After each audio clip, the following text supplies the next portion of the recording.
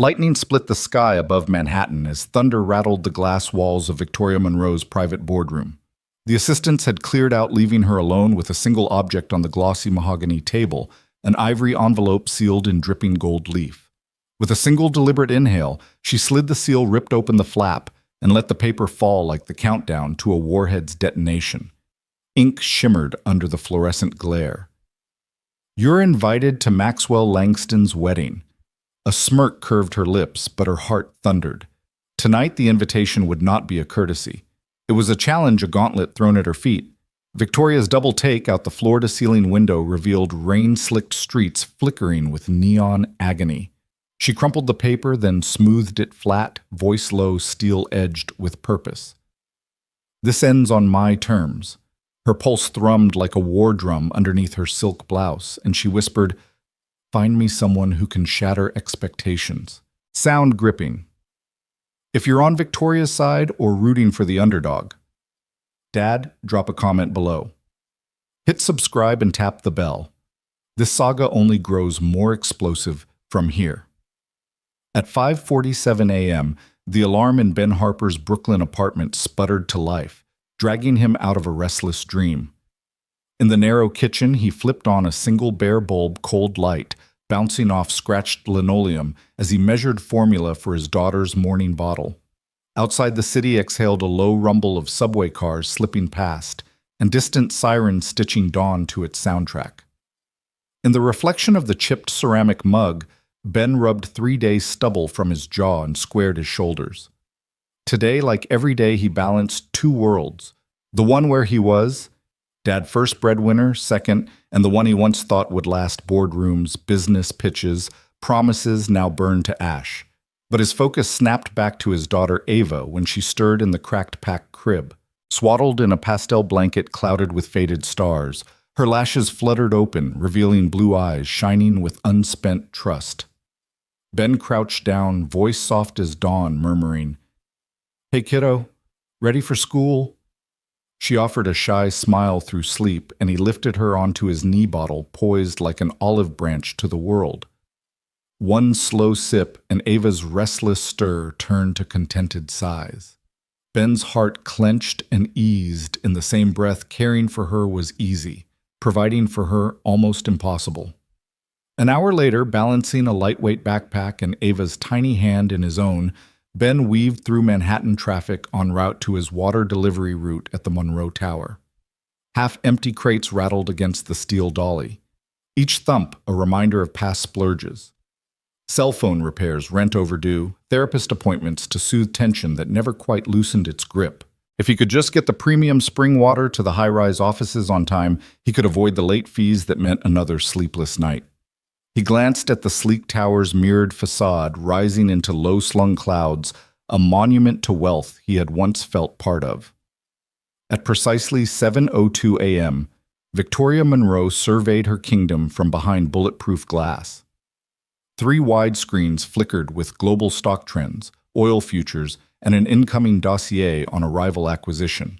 She sipped black coffee, no cream, no sugar, a ritual that reminded her weakness was a choice.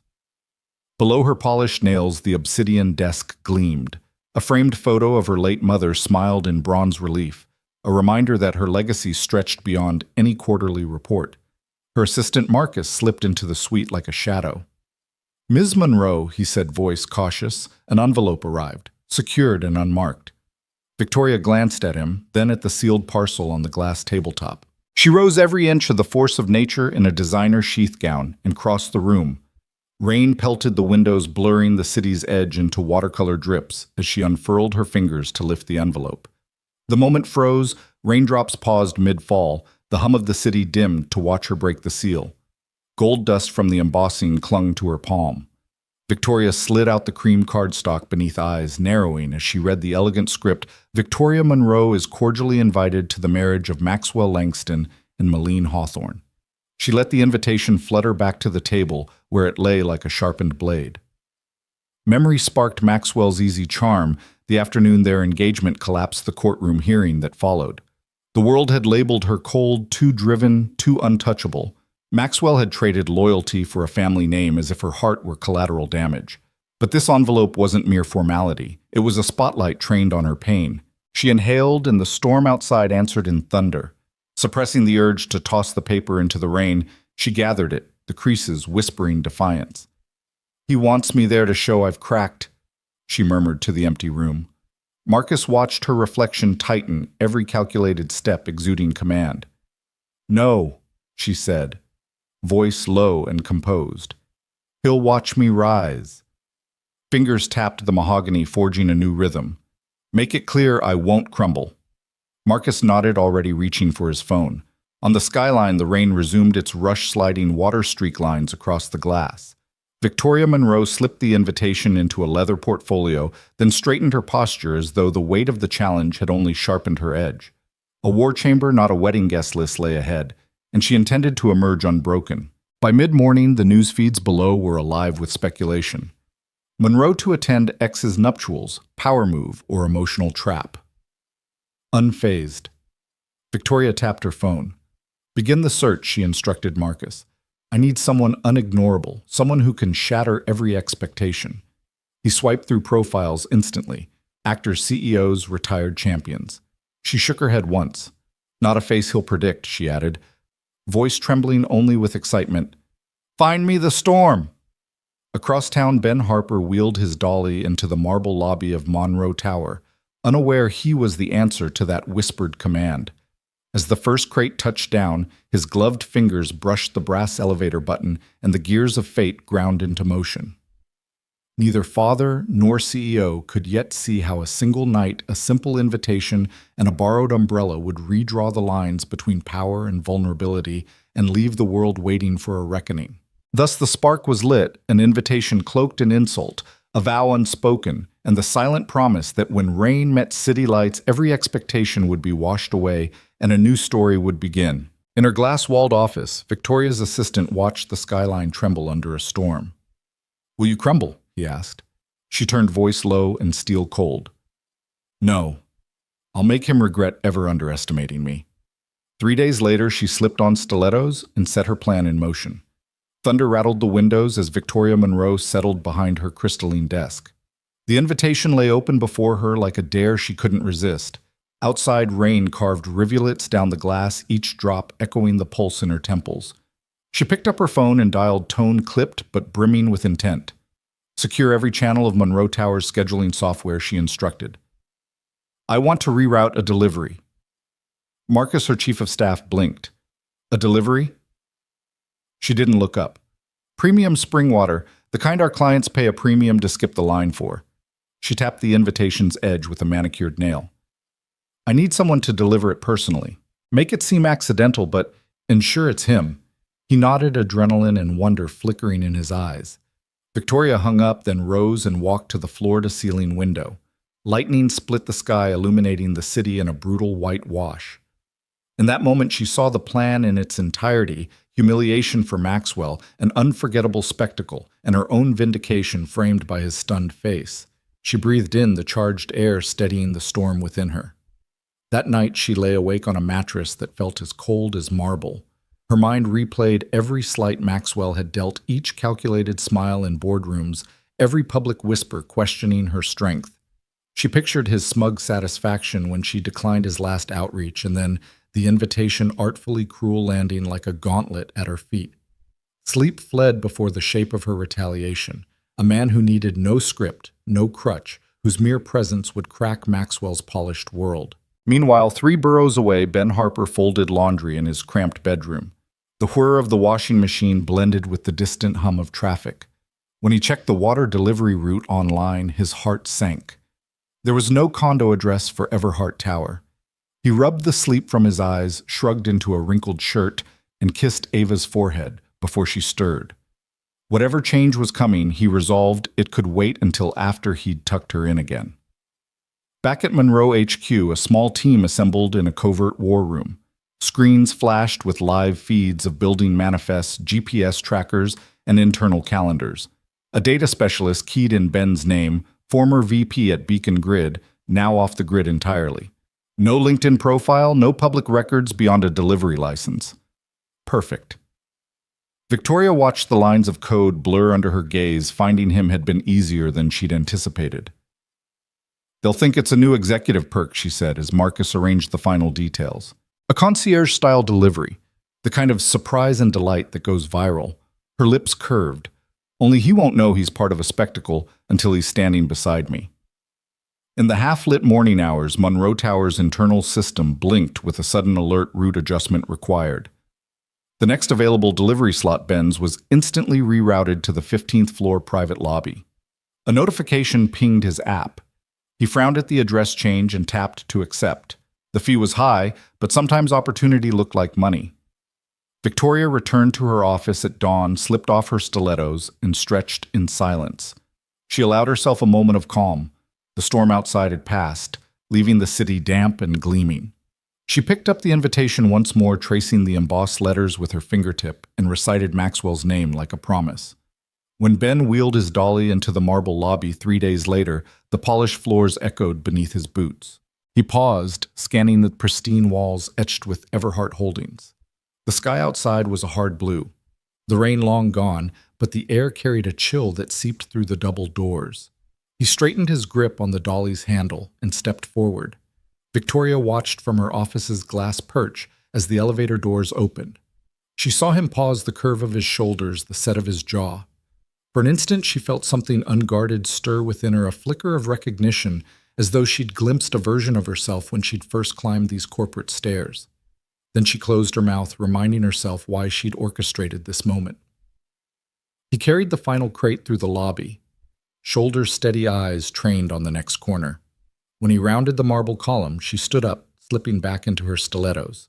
The click of her heels on the polished floor sounded like a countdown. She met him halfway, expression neutral as a stone mask. "Mr. Harper?" she asked, voice even. He blinked surprise, flitting across his face. "I'm Victoria Monroe," she continued, extending her hand. "Thank you for coming." His gloved hand paused above hers. He glanced at the crate, then back at her. "You must have meant to schedule, someone else." There was no arrogance in his tone, only curiosity. She let her fingers close around his palm, firm and deliberate. "I scheduled exactly you." Her eyes held his. "I'd like to compensate you for one evening, no lines, no charades, just your presence." He squared his shoulders, lowering the crate. Behind him, a small pair of boots scuffed across the marble, Ava peeking out from behind his leg. Victoria's gaze softened for an instant as the girl's wide eyes met hers. Then she cleared her throat and stepped back. "Specifically, I need you this Saturday at 6, Victoria said. "At an event where your only job is to be memorable." She dipped her head. "Let's discuss terms." Ben's gaze flicked to his daughter, then back to Victoria's unblinking stare. Somewhere between the residue of his old life and the scaffolding of his new, he perceived the gravity in her words. He knelt to adjust Ava's jacket clasp, then rose with measured calm. "I have a daughter," he said softly, "and she comes with me." The corners of Victoria's mouth lifted, the first genuine expression she'd allowed herself in 3 days. "I wouldn't have it any other way." As Marcus slipped into the room with a digital tablet, Victoria pressed her fingertips to her earlobe, recalling the thunder that rattled her bones only days before. Now the storm had settled, leaving a razor's edge of possibility in its wake. Ben reviewed the contract on the screen, 5 figures in his account. Before the ink dried with a single clause, no surprises. He scrolled to the signature line. Victoria watched him sign with a calm that belied the tremor of victory in her chest. She turned and walked back toward her window where the city sprawled beneath an early sunset. In that moment, she tasted triumph. And something else, a fragile anticipation she couldn't yet name. The final rays of daylight faded, and she slipped her stilettos back on heels, clicking with resolve. The die was cast. The game had begun, and this time she intended to win. Ben Harper balanced the wobbling stack of water crates with the precision of a tightrope walker. The 15th floor loading dock of Monroe Tower smelled of polished marble and industry-faint bleach mingled with the steam rising from the deliveries ramp below. His gloved hands gripped the handle of the dolly as if it were the only steady thing in his life, each dented crate a reminder of overdue bills and the surgery fund ticking up in his daughter's medical file. He took a breath. steadying himself against the blast of air as the freight elevator doors slid open, and that's when he saw her. Victoria Monroe emerged from the private corridor like a monarch descending for judgment. Her heels clicked against the concrete floor, a measured cadence that made the entire dock hush around her. She wore charcoal gray tailored pants and a white silk blouse, sleeves rolled to her elbows, as though she might dive into work at any moment or storm an empire. Her gaze found his instantly sharp and appraising. He blinked at the contrast, her composed power against his rumpled uniform and scuffed boots. She stopped 2 feet away, arms crossed, expression unreadable. Finally, she said, "Mr. Harper, I need a date for Saturday." He swallowed the words, echoing in his mind like a riddle. A date. At a wedding for someone else? His voice came out in a croak. "Ma'am, He glanced at the crates again, half expecting a joke. "I'm here delivering water." Victoria's gaze flicked to the dolly, then back to him, lips curving the slightest smirk. "Yes, and you'll be delivering more than water," she said. "I want you at Maxwell Langston's wedding, Saturday, 6 o'clock. No lines, no speeches, no romantic pretense, just you walking beside me." She let that hang between them. "Can you do that?" His first thought was that a man had to be out of his mind to stand in front of a billionaire CEO and call that a reasonable request. His second thought was of Ava's medical bills stacking up on the kitchen counter. "Why me?" he asked, voice firmer than he felt. "There are plenty of models," she interrupted, voice neutral. "Actors, high-priced escorts, people who know exactly what to say and how to smile. I don't want someone who can fake privilege. I want someone who embodies authenticity, someone Maxwell hasn't planned for." She tilted her head. "Someone memorable." Ben's throat tightened. He'd spent the last year fighting to be seen, to not vanish in a crowd. And here was this woman offering him exactly that. Yet just as quickly doubt flared. "My daughter comes with me," he said. He braced himself, imagining her terrified face at some high society event where they'd stare at her stroller. No compromise. "She stays." Victoria paused, stepping closer so the overhead light skimmed across her sharp cheekbone. For a heartbeat, her mask slipped, revealing a flicker of something raw, perhaps empathy, perhaps calculation. Then she nodded once. "Of course. Miss Harper should come too. She deserves her slice of confidence." She turned slightly, raising one hand. "But that means you'll have to be polished, proper, able to withstand scrutiny." She waved a hand toward the crate. "Finish this, Mr. Harper, then meet me downstairs in 30 minutes. We have details to discuss." He lifted the crate fingers stiff and started forward. As he rolled the dolly toward the elevator, he felt her watching. Nothing like this had ever happened to him. Never. A CEO personally recruiting him for a spectacle, never an offer that could change the tide of his life. Anxiety fluttered in his chest, but beneath it was something else, possibility. The freight elevator closed, and he guided the crates down to the lobby, the click of her heels fading behind him. In the glass panels at the entrance, he caught her reflection, a solitary figure framed by gray skies and downtown chaos. Something in her stance spoke of someone used to command even in quiet moments. He wondered what had driven her to pick him from all the people she could have chosen. By the time he returned 20 minutes later, he'd dumped half the crates in the storage room and tied off his shoelaces with trembling fingers. He stepped into the lobby by the revolving doors, straightening his back. There she was again, waiting by the concierge desk, as if she'd never left. A sleek black folder lay open in her hand. "I trust your daughter is settled," she asked, voice courteous. "She's fine," he replied, eyes sweeping the marble columns. "Can I ask what this is about? Why make such a spectacle?" Victoria glanced down at the folder, then back at him. "Because Maxwell needs to see something he didn't expect. I need him unsettled by the simplest sight, a man who needs nothing from him but respect."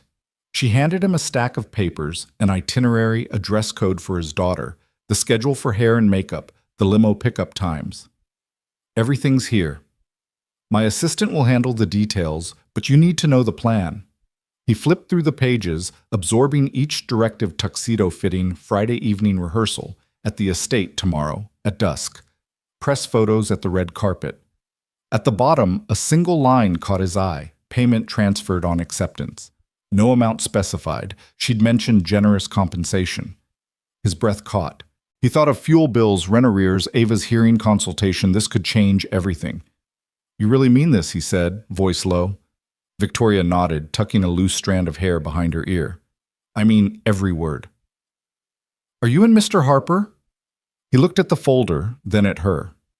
He could almost hear a ticking clock, the only sound in his mind, aside from Ava's laughter, echoing from a happier dream. He closed the folder with a determined click. I'm in, he said, but I want one guarantee. Her brow lifted. Name it. That after Saturday, nobody touches my daughter. No photographs in tabloids, no leaked stories. He met her gaze squarely. She's my priority. Victoria's lips curved into a genuine smile, the first he'd seen. It softened her usual steel-hard demeanor and lit her eyes with something close to relief. That's agreed. You and your daughter stay protected. Everything else is on me. He exhaled, feeling the tension in his shoulders ease for the first time in days. Where do I start? She closed the folder, stood straighter, and extended her hand. By trusting me, she said, welcome aboard. Their hands met in a firm, decisive shake, two people from different worlds forging an alliance in that silent lobby. As he turned to leave, she called after him, voice carrying just enough warmth to reassure. One more thing, don't let the suit make you forget who you are. He paused, a half grin tugging at his lips. Trust me, I won't. Outside, the city buzzed with its usual urgency horns blaring, pedestrians weaving life surging forward. Ben felt his pulse align with that rhythm. He wheeled his dolly toward the delivery ramp and tapped the folder in his coat pocket, a talisman for the night ahead. He pictured Ava's smile when he told her about the gig, and for the first time the idea of walking into a banquet hall in a tuxedo didn't feel impossible. It felt like a lifeline. Behind him, through the lobby's glass walls, he could have sworn he saw Victoria watching a solitary silhouette against the shifting skyline poised at the intersection of power and something uncharted. She slipped back into her office, leaving the stage set for an unexpected duo, a billionaire CEO bent on vengeance and a single dad craving a second chance. In that shared glance, something unspoken passed between them, a promise that neither would ever be the same after Saturday. Ben Harper could feel the fluorescent lights above him stutter, the pale tubes flickering like hesitant sentries in the narrow service room. The air smelled of cold metal and cleaning solvents, a world away from the glittering ballrooms where he would stand by Victoria Monroe's side in 3 days. He pressed his palm flat against the cool surface of the stainless steel table between them and met her gaze steady, unblinking, as if she were a sculptor judging marble. I'll need $50,000, he said, voice low but unwavering. That covers 3 months' rent, Ava's hearing test, and a bit left over for incidentals. His eyes flicked to the contract folder she'd slid across the table, then back to her tailored silhouette. No staged kisses, no whispered scripts in the corner. I show up. I stand beside you, and I do what I'm paid to do, make an impression by being myself. She didn't flinch. Under the harsh glare of the strip lights, her ivory blouse and charcoal trousers seemed almost to glow with purpose. She nodded once slowly, as though tasting his words. A faint smile curved the corner of her mouth, a smile that carried respect. Fair, she said. Her assistant hovered by the door, arms folded, but Victoria raised a hand and he stayed rooted. $50,000 is yours on signature. You'll deliver a presence, not a performance. You'll keep your daughter close and your armor polished.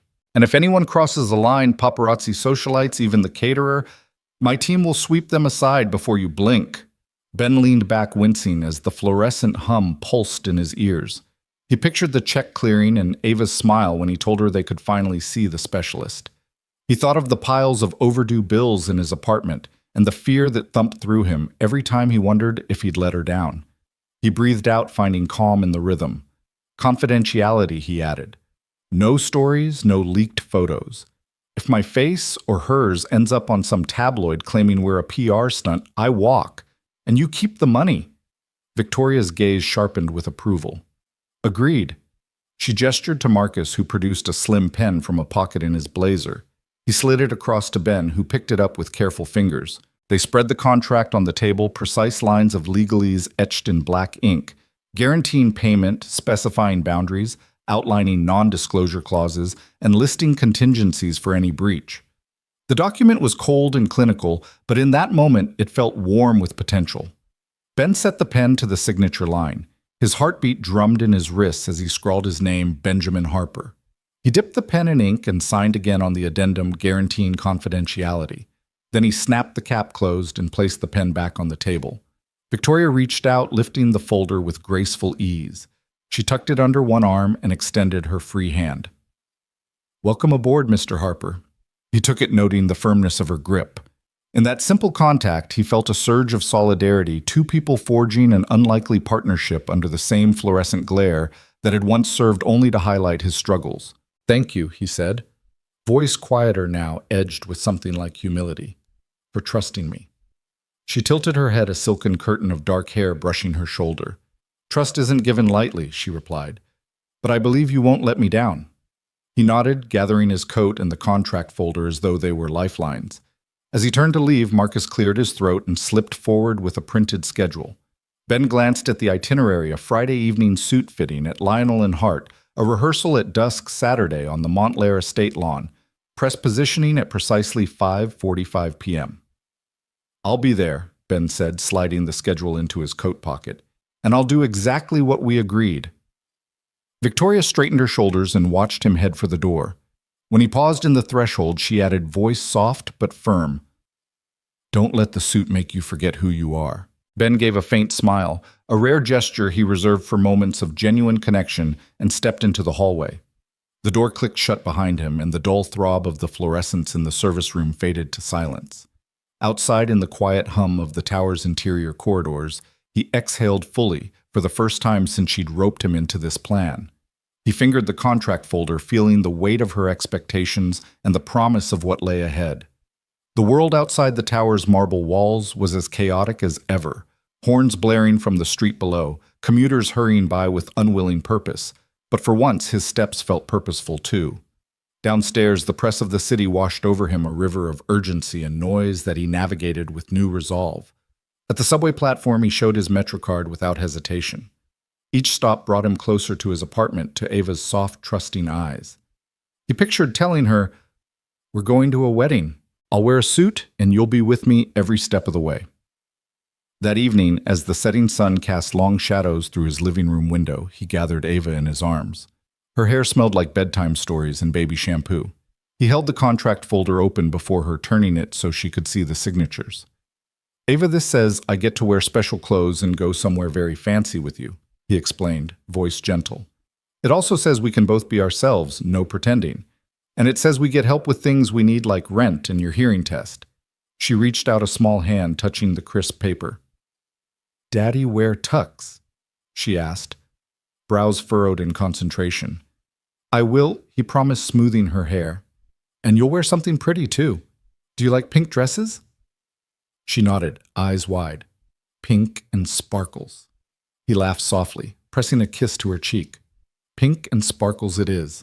Later, with Ava tucked into her crib, he lay awake in the dark, tracing the contract's lines in his mind. $50,000 enough to catch up, maybe even get ahead. 50,000 reasons to walk into the grand hall of Montclair Estate and stand beside a woman who had no business trusting him. He thought of Victoria's eyes when she watched him sign, of the genuine flicker of respect that passed between them.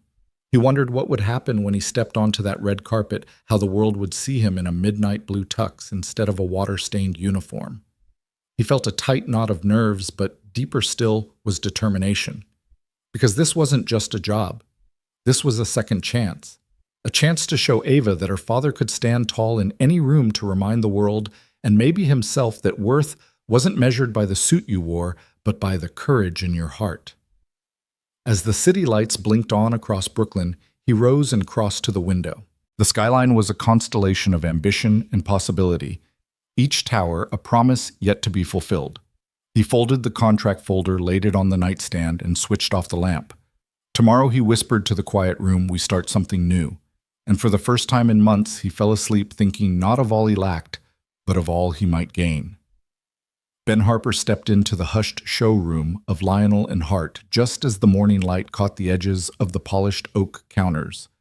The shop smelled of rich mahogany and fine fabric, an intoxicating blend of possibility and history. A man with silver-streaked hair greeted him with a practiced nod, his posture as precise as the cut of his bespoke suit. "Mr. Harper," he said quietly, "welcome back." Ben managed a thin smile. He'd never imagined a day when he'd return to this place not as a corporate client, but as a hired date for a billionaire's grand plan. Yet here he was, sneakers swapped for leather loafers, and a crumpled dress shirt replaced by a crisp white one pressed just minutes ago. He felt a rush of nerves like a first day of school jitter he hadn't experienced in years. The tailor, Mr. Easton, as his nameplate proclaimed, gestured toward a rack of suits. "Midnight blue," he said, running a fingertip along the lapel of one. Wool blend tensile strength woven in, a perfect balance of structure and flexibility. He lifted it from the hanger and offered it to Ben. "Try this." Ben slipped his arms into the jacket and the fabric settled around his shoulders like a second skin. He buttoned it slowly, hands trembling just enough for him to notice. The mirror at the end of the room reflected a man he once knew, a version of himself who had walked into boardrooms with certainty and erased doubt with a single nod. That man had vanished after a hostile takeover had stripped him of everything: his startup, his savings, his sense of self. Easton was crouched behind him, adjusting the jacket's shoulders with swift, sure hands. "Lean forward," he directed softly. "Relax your chest. Let the fabric drape naturally." Ben obeyed, and the tailor smoothed the wool down his back with a practiced stroke. The sensation stirred something buried deep within Ben's memory, the rush of power he'd felt when a client signed a multi-million-dollar deal, when his vision for a project had become reality. He straightened and studied the reflection. The jacket's shoulders were perfect, the waist tapered just enough to emphasize his posture. Next, Easton produced a pair of trousers, and Ben stepped into them. The tailor pinched the hem, asked him to turn this way and that, and then marked a cut line with chalk. As Easton stepped back, Ben finally exhaled. The silence in the showroom felt sacred. He could almost hear the applause he used to receive after a flawless boardroom presentation, the quiet murmur of respect that followed his every strategic pivot. He placed his palms on the counter and leaned in, examining the cut of the lapel, the subtle sheen of the fabric. "That looks sharp," he murmured, surprising himself with how much pride warmed his chest. Sharper than he'd felt in years. Easton straightened at the counter and gave him a knowing look. "You wear it like you were born for it," he said. His voice was calm, but the praise struck Ben like thundercracks of acknowledgement echoing through a long-dormant confidence. Ben's heart skipped. "You really think so?" he asked, voice quieter than he'd intended. The tailor nodded once. "Suit can empower, but power comes from within, and you have it." Ben turned to face the mirror, lifting an eyebrow at his own reflection. It was a moment of reckoning. The man who had built a company from scratch, crushed by betrayal, rising again in a suit that symbolized everything he'd lost and everything he could gain. He took in the details, the crisp collar of the shirt, the way the jacket's lapels framed his neck, the trousers' fall just above his polished loafers. Easton draped a measuring tape around Ben's neck, but Ben barely noticed. His mind was halfway to that estate garden where he'd rehearse with Victoria, halfway to the ballroom lights that would test this newfound poise. He imagined Maxwell Langston's expression when he saw him unplanned, unpolished in his power, and the surge of satisfaction that would come from knowing he'd helped Victoria rewrite the script. Easton cleared his throat, setting the tape down. "We'll make the final adjustments tomorrow afternoon. For now, let's focus on the jacket's hem." He pointed toward the sides. "Move your arms as though you're shaking someone's hand. The sleeves should allow movement without creasing at the elbow." Ben raised his arms and pretended to grasp an imaginary hand. The sleeves held firm, guiding his motion. He lowered them and watched the fabric snap back crisp as a salute. Easton nodded approvingly. "Perfect," he said. Then softer, he added, "You're ready." Ben felt a tremor of awe at the suit, at himself, at the stranger who'd once been his life. He walked out of the fitting booth and clutched the lapels. "Thank you," he said to Easton. "I almost forgot how it felt to stand tall." Easton offered a small smile. "Come by tomorrow at 3. We'll put it all together. Shirt tie, pocket square. And we'll talk shoes." Ben nodded, stepping away. He inhaled the scent of wool and cedar, reluctant to leave, but driven by purpose. As he reached the shop's exit, Victoria Monroe herself appeared standing in the doorway. She wore a tailored black coat that fell to her knees, hair pulled back in a sleek ponytail, heels clicking softly against the marble floor. She crossed to him, her gaze appraising as ever. Ben felt the familiar spark of nerves, but the suit, his midnight armor, held them in check. "Ben," she greeted, voice smooth. "You look transformed." He met her eyes in the mirror's reflection. "It feels that way too." She stepped closer, voice lowering so only he could hear. "Your posture, your presence, it's exactly what we need." She paused, then added, "I wasn't exaggerating when I said nobody would forget you."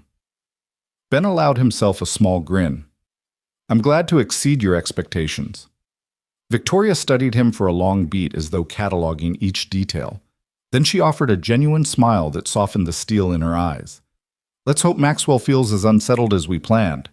He cocked his head. "That's the goal." She nodded, satisfied, and turned to leave, cloak swirling around her. "Our car will pick you up at 5 tomorrow. Be ready." He watched her go, then took one last look in the mirror. The man staring back was both familiar and new, a man reborn in wool and self-belief, ready to step into a world that had forgotten him. He straightened one last time and walked out of the showroom, the chime of the door signaling the closing of a chapter and the opening of another. Outside, the city's midday hum washed over him. He hugged the suit's gentle weight to his chest, feeling it settle like an anchor around his ribs. He pictured Ava's grin when he told her about the fitting, her eyes lighting up at the idea of her father looking so fancy. He strode down the sidewalk with purpose, each step echoing the tailor's words in his mind, "Power comes from within."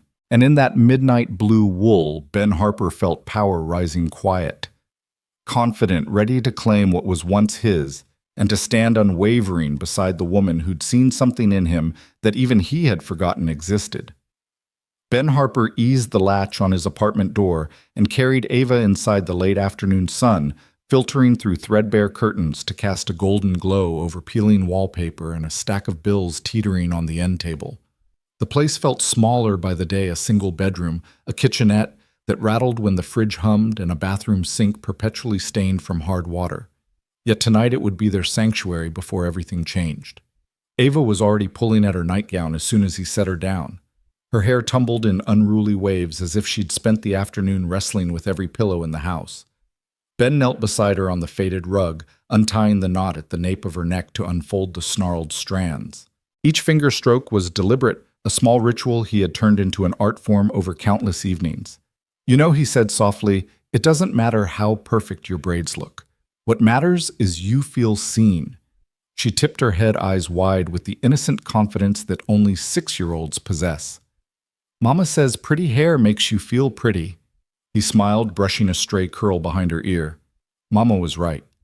But being pretty is just the world's applause. Feeling seen, that's what really matters. He worked a bit more gently, then coaxing the final knot free. The brush slid through her hair like warm butter melting on toast. "Tomorrow night, I'll be wearing a suit," he explained, fingers pausing as he secured one tiny braid. "And you'll be by my side wearing your sparkly dress.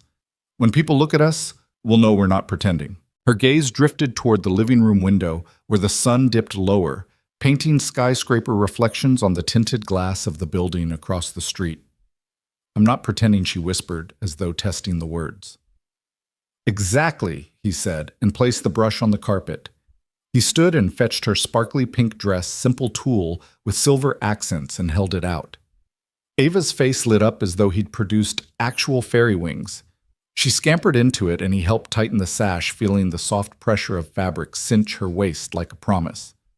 Once she was properly dressed, he scooped her into his arms and carried her to the couch, tucking a worn blanket around her legs. He rummaged on the shelf for her favorite bedtime story, The Lion Who Found His Roar, and settled beside her so close that their knees touched. The muted glow of a single table lamp cast dancing shadows on the wall, turning their cramped living room into its own little theater. As he read about the lion's journey from fear to courage, Ava's head lolled against his shoulder, eyes fluttering shut at the last page's triumphant roar. He closed the book slowly and cradled her as she drifted into sleep, the steady rhythm of her breathing a balm against his own nerves. Sliding off one shoe, he eased her onto the sofa-cum-bed, smoothing the blanket over her until only her fine eyelashes peeked through. He pressed a gentle kiss to her forehead. "Sleep well, kiddo," he whispered. "Tomorrow, you and me, we show them what it means to be unforgettable." He gathered her half-empty water glass and placed it on the coffee table, then dimmed the lamp. In the hush that remained, he touched the contract folder still on the kitchen counter, its edges crisp in the lamplight. $50,000. Enough to clear the rent pay for Ava's tests, maybe even buy a few weeks of breathing room. He traced the embossed letters of Victoria's name, wondering for the 1,000th time what he'd gotten himself into. By the time Ben crept into his bedroom, the city had surrendered to twilight, the skyline jagged against a bruised purple sky. He lay down on the thin mattress, heart still thrumming, and closed his eyes. Outside, distant sirens sang their lullaby, but in his mind, the wedding invitation spun like a glittering record, an opening note to a symphony he'd barely begun to learn. Several miles north, in a penthouse perched above Manhattan's glittering grid, Victoria Monroe practiced her entrance. The space was a cathedral to luxury marble floors cool beneath her stilettos, floor-to-ceiling windows framing the city's high-rises like a constellation she could almost touch. Her reflection rippled in the glass as she walked the length of the sweet heels, clicking with a measured assurance. She paused in front of a full-length mirror, the ivory invitation folded in one slender hand. In the reflection, she saw a woman draped in black silk, elegant, sure, untouchable. But tonight, she would have company. She rehearsed sliding her arm through Ben's, the way his shoulders would square, how his gaze would find hers. She imagined the flashbulbs, the hum of whispered speculation, the way Maxwell Langston's expression would fracture when he realized this was no stunt. Her assistant Felix knocked once and stepped in with a leather-bound guest list. "Miss Monroe, the final seating chart. Media setup is confirmed. Cameras at the entrance stage right. We have 3 reporters confirmed: City Herald, Society Weekly, and The Insider." Victoria pinched the bridge of her nose as if to massage the last vestiges of doubt from behind her eyes. "Good," she murmured. "No surprises. The only story Maxwell will tell is the one he doesn't see coming." She turned, slipping the invitation into her coat pocket, then smoothed a loose strand of hair behind her ear. "Ensure Ben's daughter has a private waiting area away from the press, with a nanny he's approved." Felix bowed. "Absolutely, ma'am."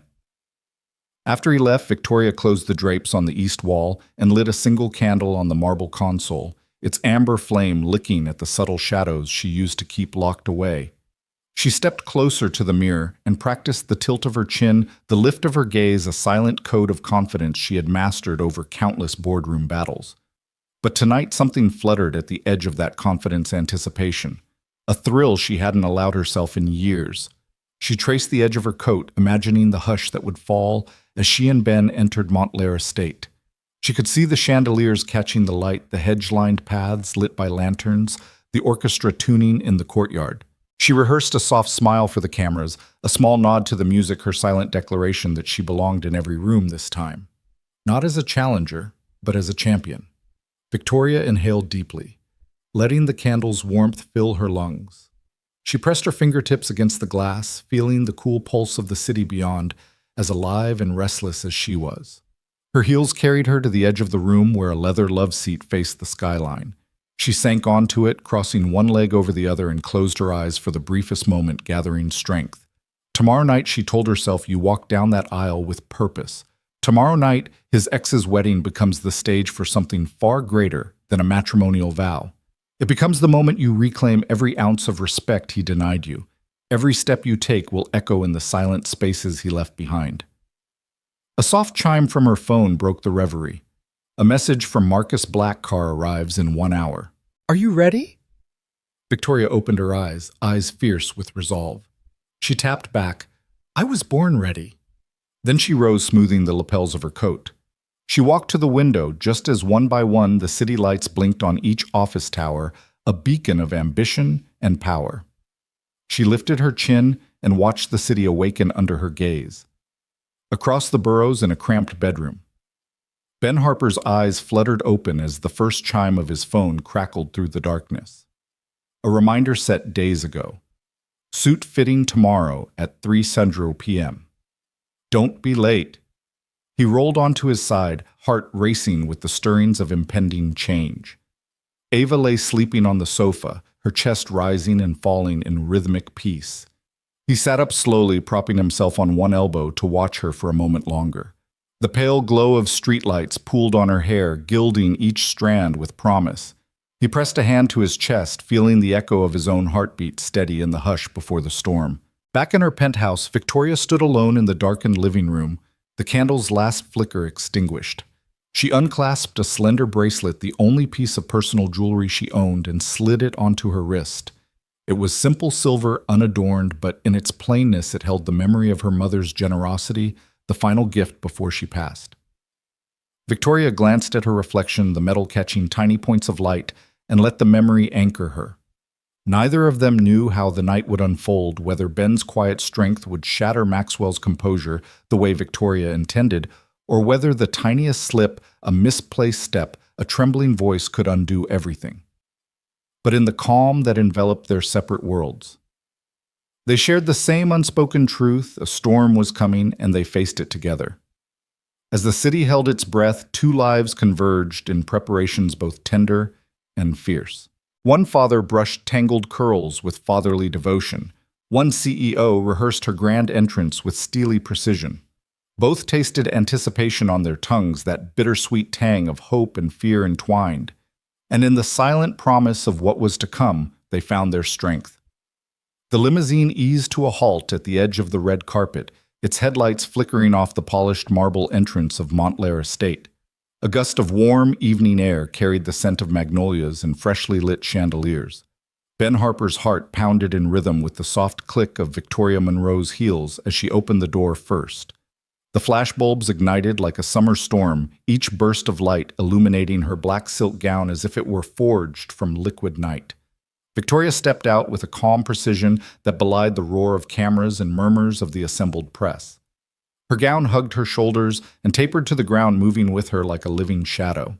She paused at the top of the carpet's gentle slope, lifting her chin so her profile caught that fleeting blaze of light just right. A hush descended the way water stills before it reaches the shore. Behind her, Ben unclasped the limo door and rose into view.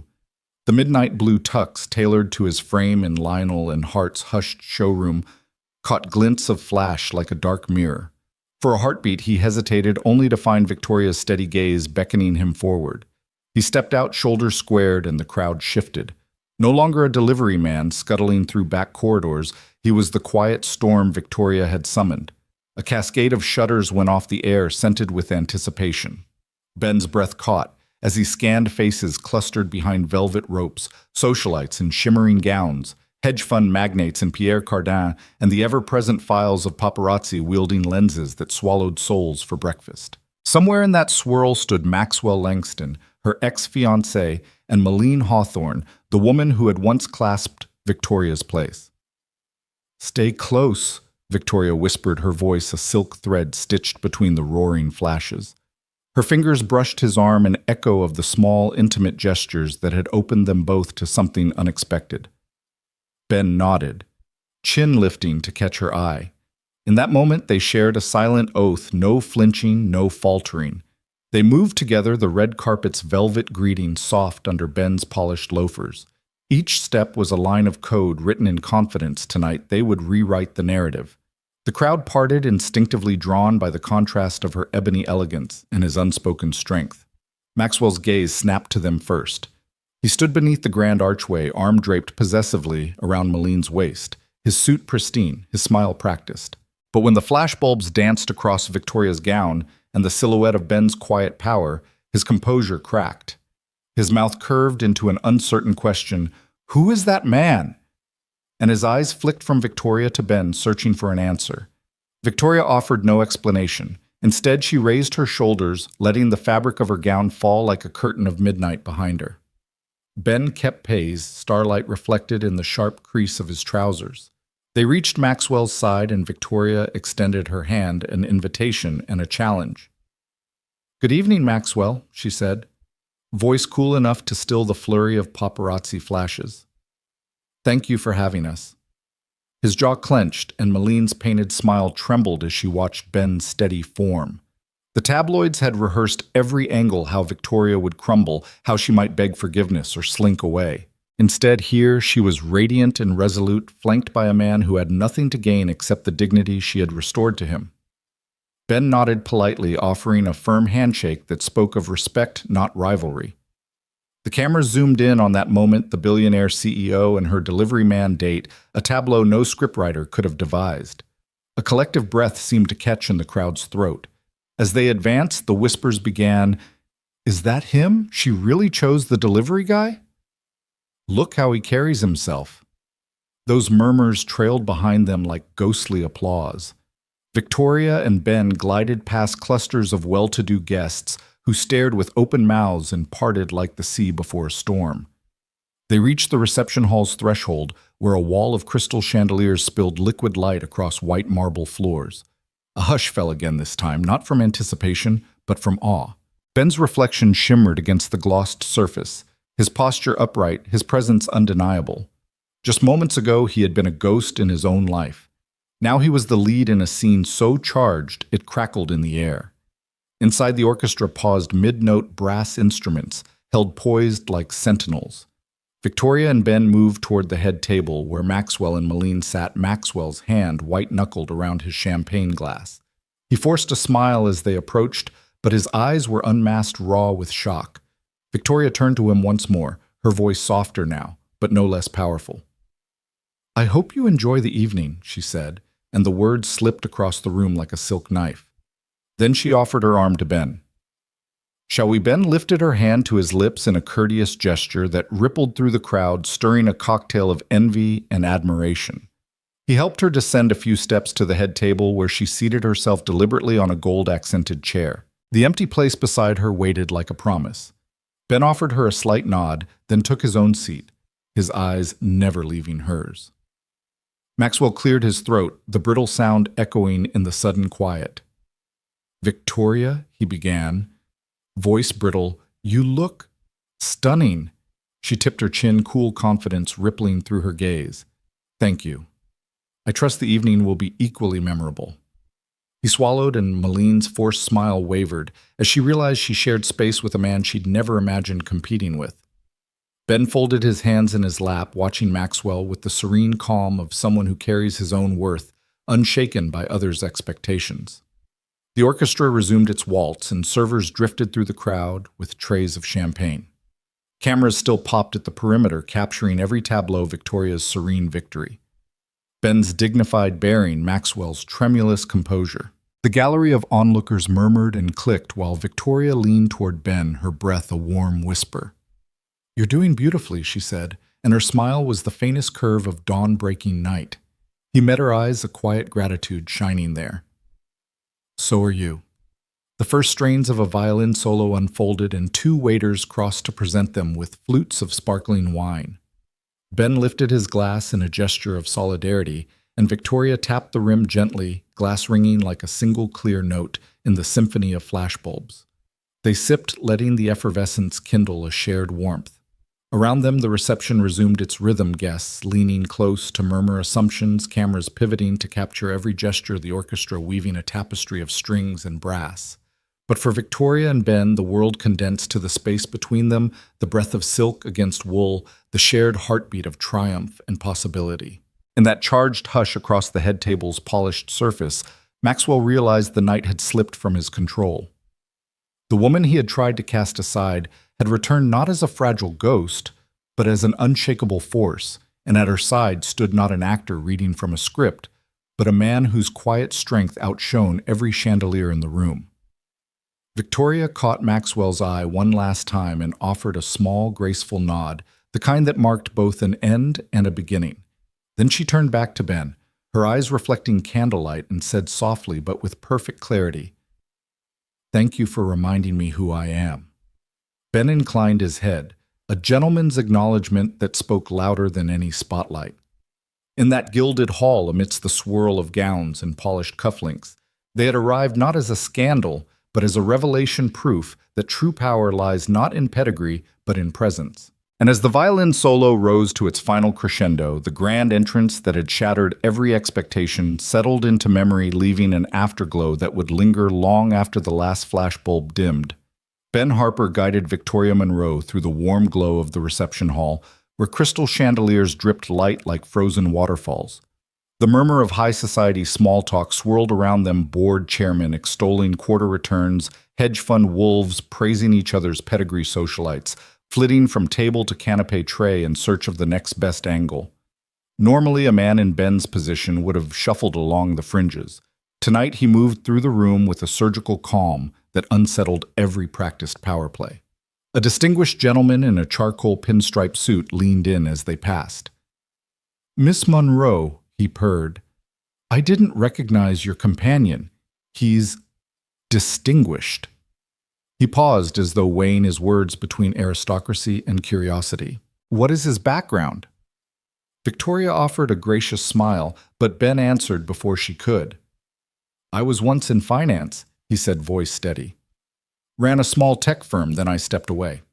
The gentleman blinked at the reference, shifting his gaze from Victoria's polished composure to Ben's unassuming dignity. Now Ben continued, "I'm focused on more important things." The chairman's brow furrowed, his lips pressed into a thin line. "A departure from the usual," he murmured, but the edge of envy in his tone was unmistakable. Ben merely inclined his head as if acknowledging a fact that needed no defense and continued onward. Across the ballroom, a board director from Everhart Holdings intercepted them, glass of champagne poised like a sword.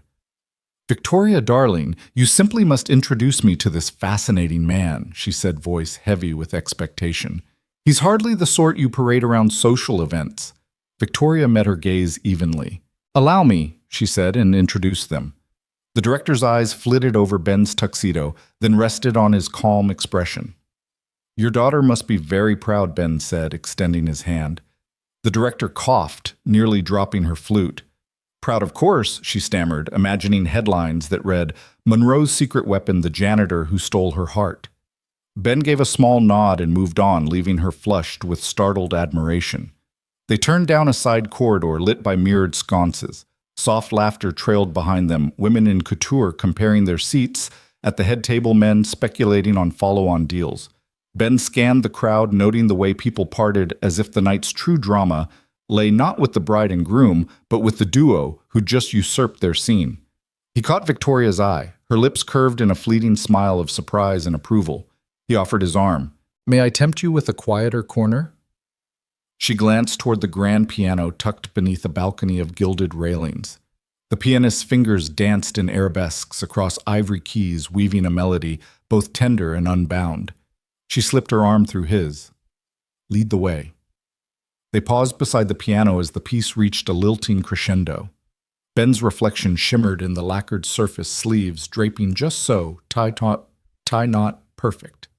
He turned to Victoria, their faces close enough to share breath, but distant enough to keep the world at bay. "Dance with me," he asked quietly, extending a hand. Her chest rose and fell in a controlled breath. "I haven't danced in years," she admitted, voice soft with vulnerability. "Not outside a boardroom gala where every step is judged," he offered a gentle smile. "Then let tonight be unjudged." She placed her hand in his. The pianist shifted seamlessly into a waltz as if summoned by their silent invitation. Under the chandeliers, they stepped onto a small space cleared for them, the carpet cushioning their motion. Each footfall was steady, measured, not a performance, but an honest admission that two people could find refuge in each other's arms, far from spotlight's glare. Their gaze locked as the first notes of the waltz filled the hall. Ben's hand rested lightly on Victoria's waist, his other holding her hand with the ease of someone who knew how to support without smothering. She followed his lead, her steps graceful yet infused with something raw and beautiful, a willingness to trust again. Around them, the ballroom continued its orbit, couples clustered at tables, waiters gliding between groups, the soft clink of crystal. But in that circle under the piano's spotlight, time slowed. Victoria's breath caught when Ben guided her into a gentle turn. His eyes never left hers, as though he read the unspoken script of every fracture that had led them here, her shattered trust, his quiet resurgence. He hummed along with the melody, a low reassurance. She closed her eyes for a moment, letting his presence anchor her. The world's demands faded. No analyst dissecting her market moves, no socialites whispering about her private life. There was only the music, the rhythm, and the two of them moving as one. The chorus of strings swelled, and Ben dipped her in a classic flourish. For a heartbeat, she felt weightless, an executive without walls, a CEO without armor, simply a woman reacquainted with the language of grace. When he raised her back up, her hair brushed against the collar of his tuxedo, and his eyes warmed with a rare gentleness. "You move beautifully," he whispered, as much to her soul as to her form. She opened her eyes, a faint laugh trembling at the corner of her lips. "Not half as beautifully as you," she replied, voice brimming with sincerity. "You've made this feel simple." He guided her in a smooth pivot. "Sometimes simplicity is the hardest thing we forget." The waltz drew to its final notes, but neither loosened their hold. The pianist's last chord lingered, a floating question in the air. As the applause rippled through the hall, some curious, some admiring.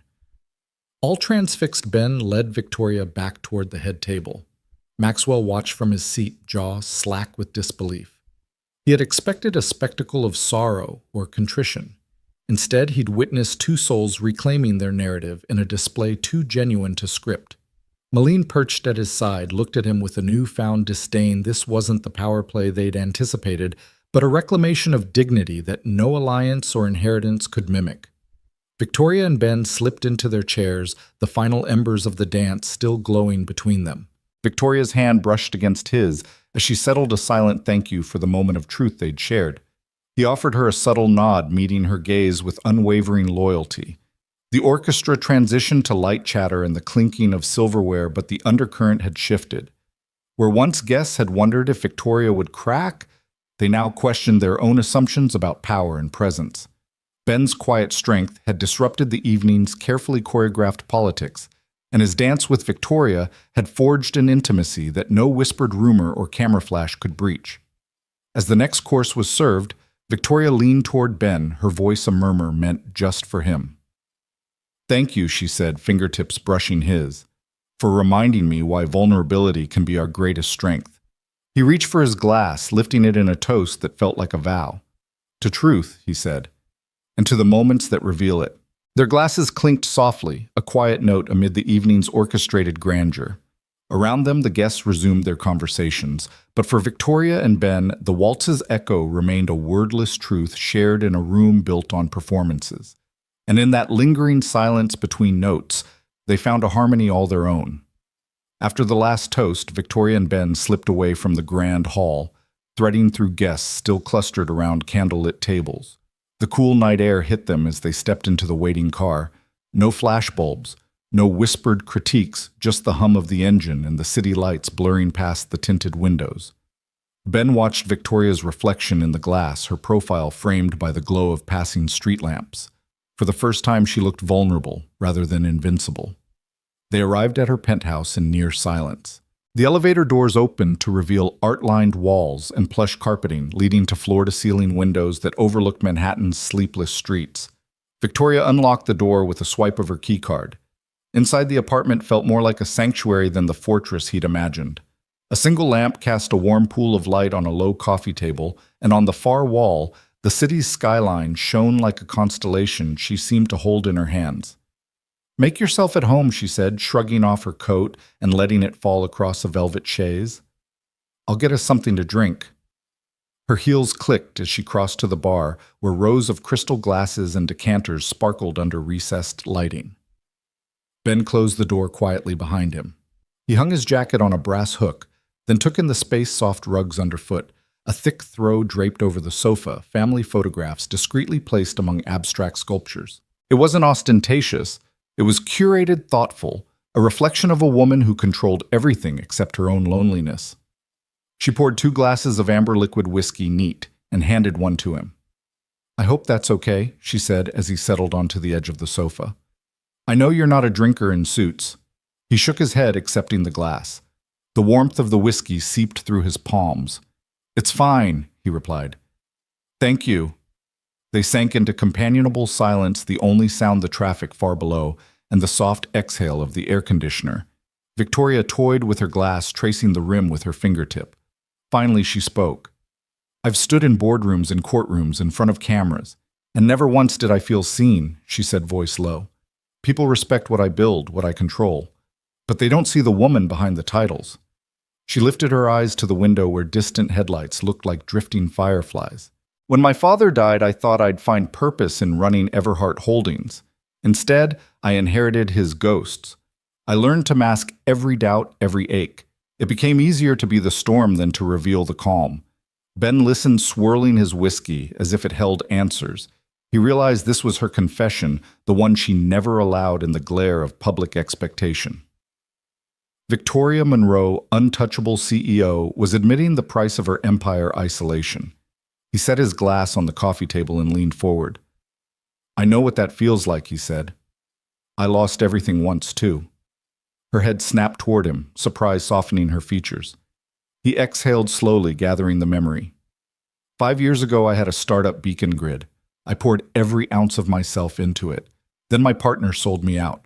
Took the buyout, left me with nothing. My savings, my home, even my marriage, it all vanished. And just like that, I was a ghost in my own life.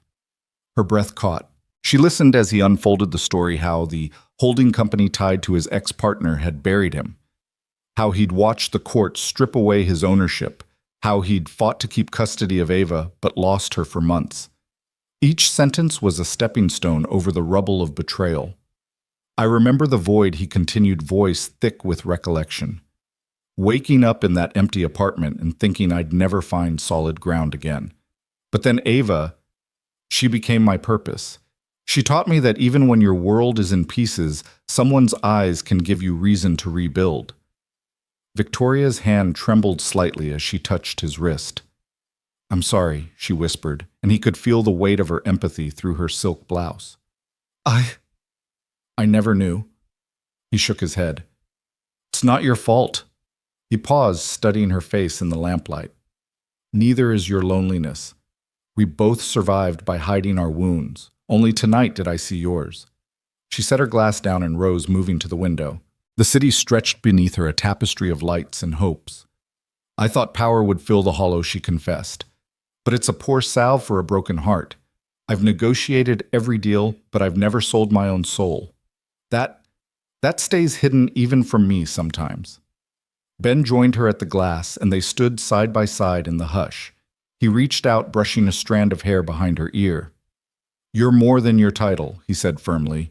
You deserve to be seen for all of you, strength and vulnerability, and you don't have to face it alone anymore. She let out a breath she hadn't realized she'd been holding. I want that, she admitted, voice breaking. She turned, meeting his gaze with raw honesty. I want someone who knows my scars and stays. Ben's heart clenched. Without hesitating, he took her hand and guided her back to the sofa. They sat close, shoulders touching, the earlier tension dissolving into something warm and urgent. In the soft lamplight, their faces were inches apart. I was afraid to trust again, she said, voice trembling. Afraid that every alliance was another betrayal in disguise. He cupped her face, thumb brushing the tear. She blinked away. Trust is a risk, he replied. But some things are worth the fall. Her lips quivered into a small smile. I don't want to be afraid anymore. He leaned in, forehead resting against hers. The whiskey burned at the back of his throat, but his next words were gentler than any liquor. You won't be. They stayed like that for a long moment, two survivors speaking the same wounded language in perfect unison. Outside, the city pulsed and hummed, oblivious to the quiet reckoning taking place in a high-rise above. Inside, time felt suspended, as if the confessions they'd shared had rewound the clock to a point before pride and fear shaped their lives. Victoria rested her head against his chest, listening to the steady beat of his heart. Thank you, she murmured, for reminding me I can still feel. Ben pressed a kiss to her temple. Thank you, he whispered back, for letting me see you. The hush deepened as the clock in the hallway chimed midnight. They sat in companionable silence, hands entwined, no longer two strangers bound by a scheme, but two souls laid bare by honesty. Neither needed to speak again. In the shared quiet, they discovered the truth that vulnerability could be the strongest bond, and that survivors, when seen, could choose to heal together. Morning broke with the shriek of notifications on Ben's phone. He blinked at the glare of the screen and scrolled through half-awake headlines. Single dad's royal date sparks custody clash. CEO's delivery driver. Beau under fire. Ava's daddy in the spotlight. Custody battle looms. His stomach knotted. For weeks he'd worried about tabloids digging into his life, but he never imagined Victoria's boardroom gambit would unleash this firestorm. He tapped the screen, swiping through link after link comments questioning his motives. Speculation that Victoria had arranged a custody ambush, rumors that the evening spectacle was nothing more than manipulation. Across town, Victoria Monroe woke to the same digital uproar. From the penthouse's floor-to-ceiling windows, she could hear the distant rumble of traffic sliding through her carefully curated world, an echo of the chaos now spilling into her inbox. She switched on her tablet and scanned the avalanche of articles, each more sensational than the last. Her board members, she knew, would already be calling their voices tight with concern. The carefully laid plans to expose Maxwell's arrogance had delivered the knockout blow, but collateral damage was never far from such campaigns. By mid-morning, her private elevator hummed downward. She stepped into the lobby with deliberate poise, every inch the unshakable CEO, but the knot at her chest spoke of the storm inside. Marcus, her chief of staff, intercepted her with a stack of classified media reports. "Ma'am, the board is convening at 11, he said quietly. "They're asking for an explanation and fast." Victoria nodded, her gaze drifting across the marble floors in glinting gold accents. "Thank you," she replied. "I'll be there." Marcus hesitated, concern flickering in his eyes. "Shall I prepare a statement?" she asked. He shook his head. "They want you in person." She straightened her spine. "Then let's give them what they need." The mahogany doors to the executive boardroom slid open on time, revealing a semicircle of leather chairs occupied by Everhart Holdings' most senior directors. Their expressions ranged from skepticism to outright panic. William Monroe, her uncle emeritus board member, sat at the head tapping a stylus against a leather-bound notebook. He cleared his throat as Victoria entered. "Sloane Ear Ms. Monroe, care to explain why we're trending on every tabloid from here to London?" She closed the doors behind her and moved to the front of the table, folding her hands on the polished wood. Last night was a calculated statement. She began, voice steady.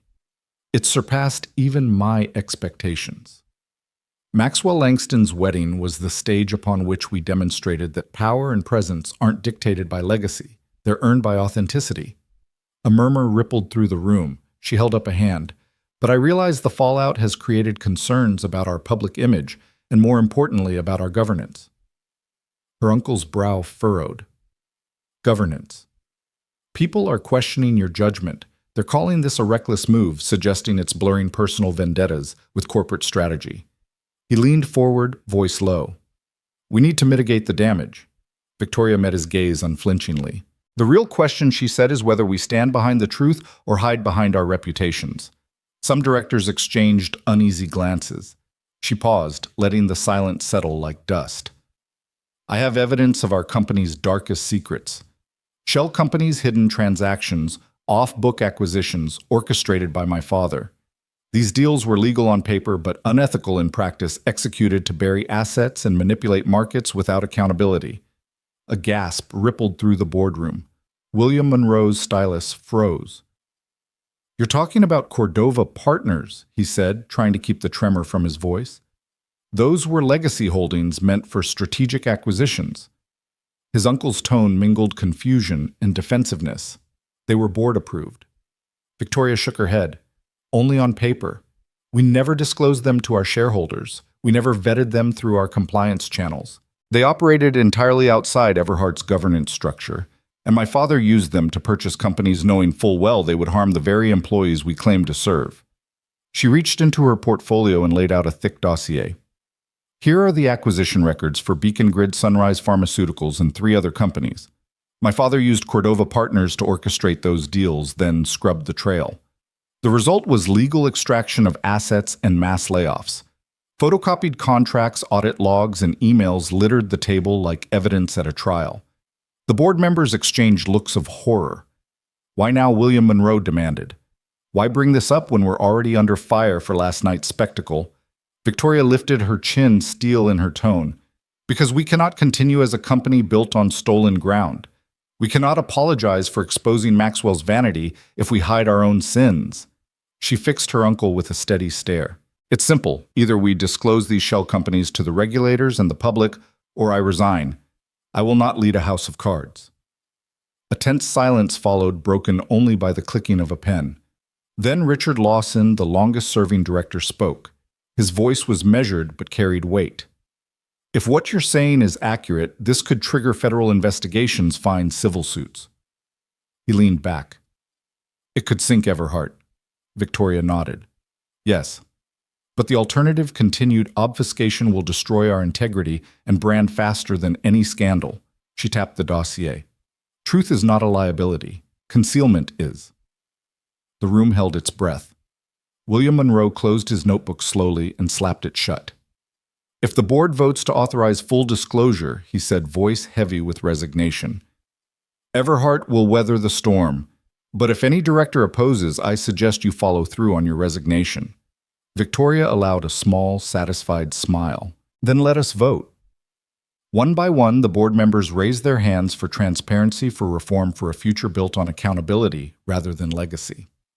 When the last hand fell, the clerk announced the result unanimous in favor of disclosure and unanimous in confidence in Victoria's leadership. William Monroe stood face pale but composed and approached her. He extended his hand, a gesture of truce. You've done what I could not, he said quietly. You've taken the sword to your own lineage. She shook his hand, meeting him eye to eye. We rebuild on honesty, she replied. By lunchtime, Everhart Holdings had issued a public statement admitting the existence of Cordova Partners, detailing the shell companies and pledging full cooperation with regulators. Major news outlets hailed the CEO's courage, speculating that this marked a new era of corporate accountability. Stock analysts revised their rating, short-term turbulence, but long-term resilience under principled leadership. Back in his apartment, Ben watched the news on his laptop. The publicity around Victoria's boardroom victory eclipsed the custody rumors overnight. Headlines shifted. CEO slashes family ties to clean house. Everhart embraces radical transparency. Monroe's boardroom coup. Daughter of founder versus founder's legacy. He closed the lid and exhaled, relieved that the scandal had become a story of reform rather than personal vendettas. Meanwhile, in her penthouse, Victoria sank into her velvet chaise, a sense of relief finally washing over her.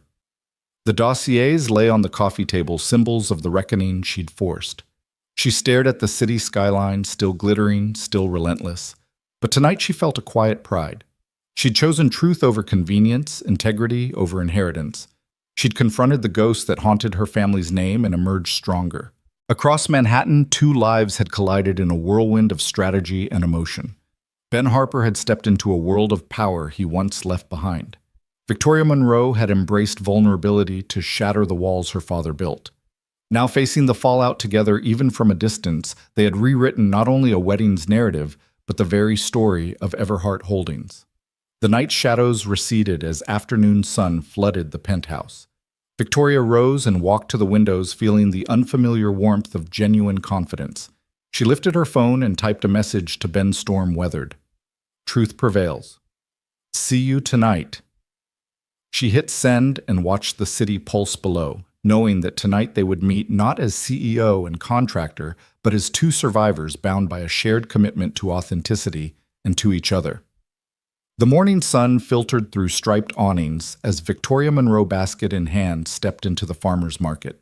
The air was sweet with dew-washed produce and the distant scent of sizzling bacon from a nearby breakfast stand. She paused by a vendor draped in string lights where rows of jam jars gleamed like jewels. Each label, Wildberry Hill Sunrise Strawberry, promised a world of small pleasures. Her fingers brushed the cool glass of a jar and she lifted the lid to inhale the warm, fruity perfume. She smiled, feeling something inside her unfurl.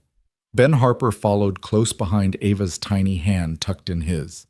He watched Victoria's eyes light as she set the jar against a stack of crusty sourdough slices offered by the baker next door. With a wooden spreader, she scooped a dollop of deep red jam and pressed it into the bread's soft nooks.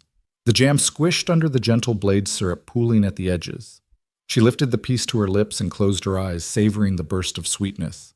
Ben caught her gaze over the jam-streaked smile and felt his own heart swell. Meanwhile, Ava darted ahead, her pigtails bouncing like heartbeats. She crouched by a flower stall where a lone ladybug crawled across a daisy petal. "Daddy, look!" she chirped, reaching a chubby finger toward the tiny insect. Ben knelt beside her, lifting her onto his hip so she could watch. The ladybug unfurled its spotted wings and lifted off into the morning sky. Ava squealed in delight, sending warm ripples of laughter through Ben's chest. In that moment, surrounded by vibrant blooms and curious children, he felt life's simple magic pulse beneath their feet. A wooden cart piled high with golden pancakes beckoned them next. The vendor flipped flapjacks on a hot griddle, each one puffing steam and drifting the smell of maple into the air.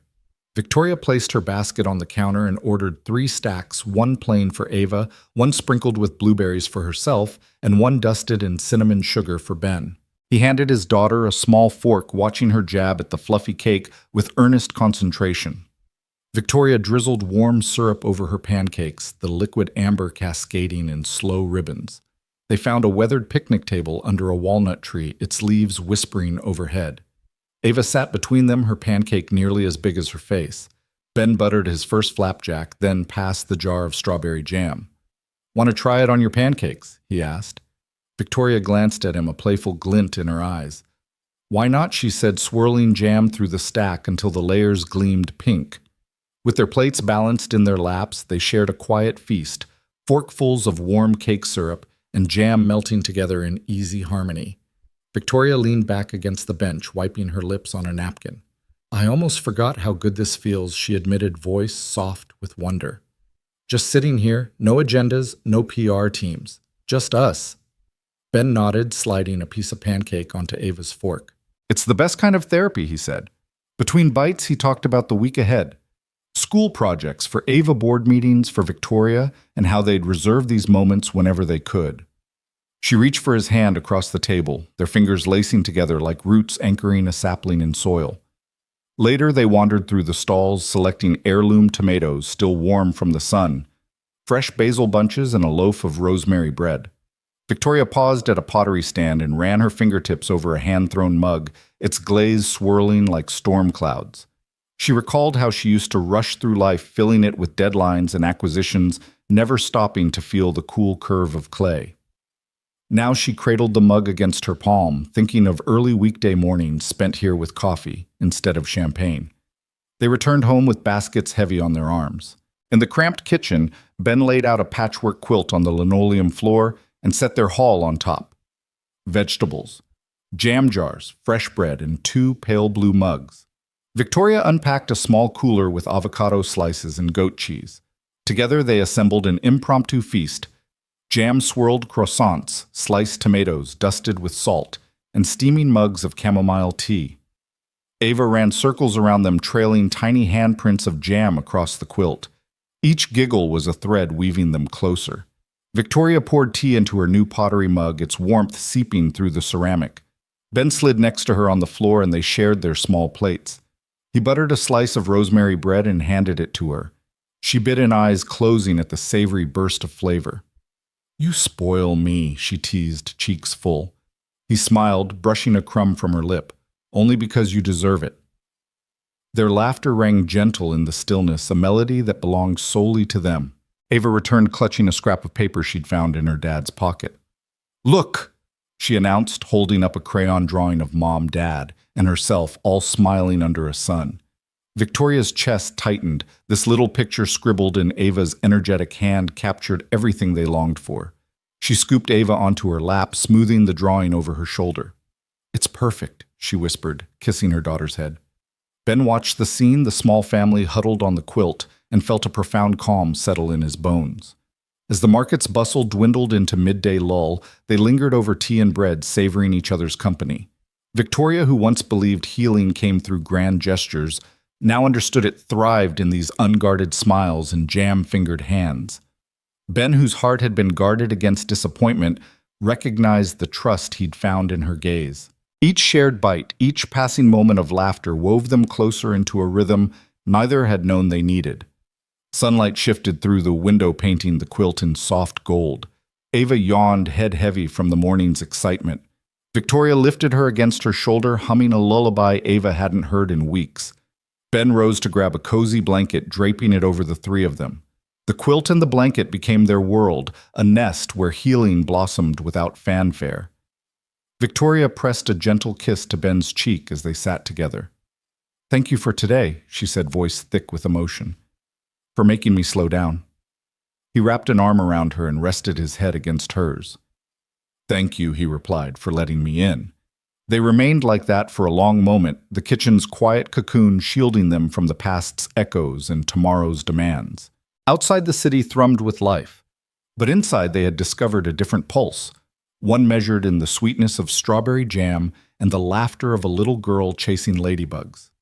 In the heart of their humble home, they built a new rhythm stitched from Sunday mornings and simple joys. And in the gentle hush that followed, they realized that healing didn't roar. It whispered softly in the small moments they chose to share. The door to the rooftop swung open on its creaking hinges, and a rush of chilly night air swept over them. String lights. Victoria's handiwork draped overhead like scattered stars, their bulbs glowing soft gold against the inky sky. The city below was a lattice of lights and distant traffic hum. But up here, wrapped in wool and warmth, the noise seemed miles away. Ben pulled his coat tighter around him and watched as Victoria set down a tin teapot beside three mismatched mugs, each one an unspoken testament to the household they'd become. Ava sat between them on a thick blanket, knees tucked under her chin. She hugged a stuffed rabbit that had seen better days, its fur matted but beloved. Ben reached over and ruffled her hair, sending her giggling as the rabbit nearly tumbled from her lap.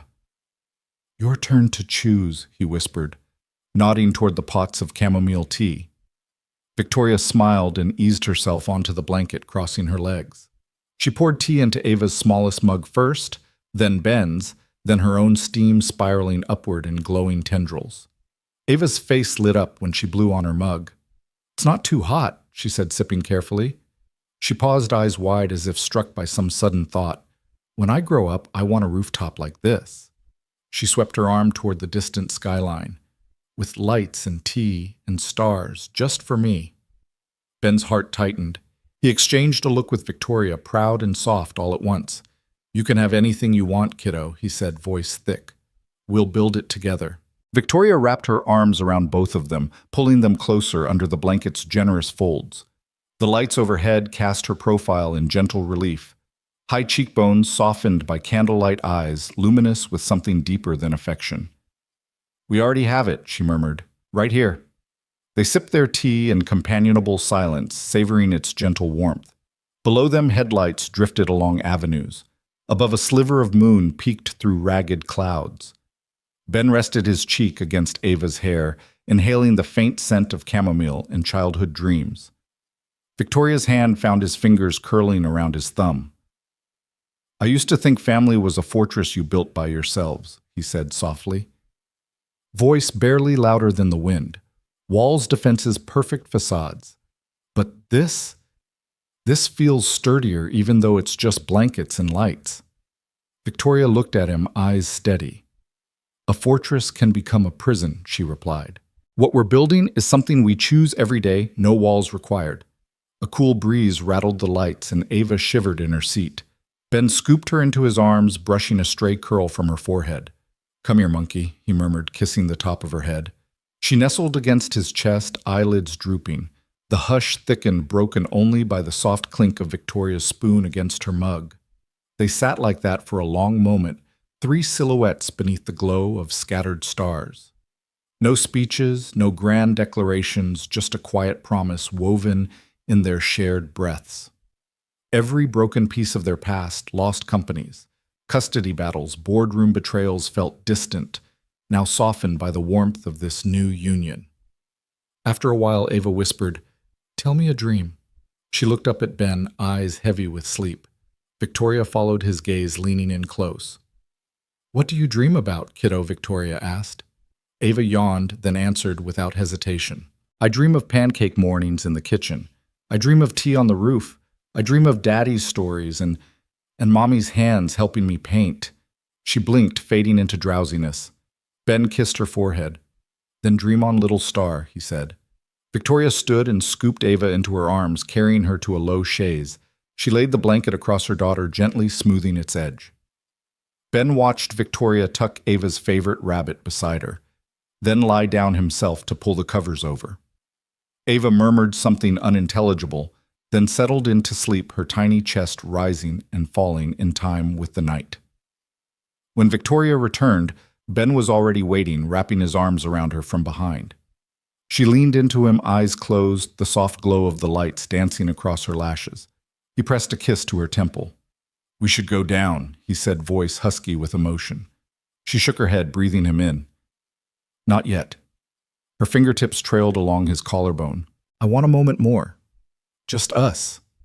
He nodded, and they remained still silhouettes against the cold sky, wrapped in blankets and tea steam.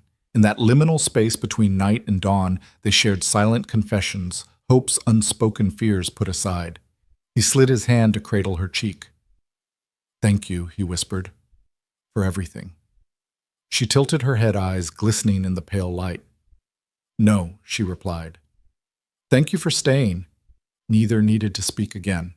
Their foreheads rested together, breath mingling in the crisp air. The city pulsed beneath them, unaware of the quiet sanctuary above. They let the gentle hush wash over them, every heartbeat a vow stronger than words. Finally, Victoria exhaled a soft sound that carried both relief and resolve. She slipped one arm around Ben's waist and drew him closer.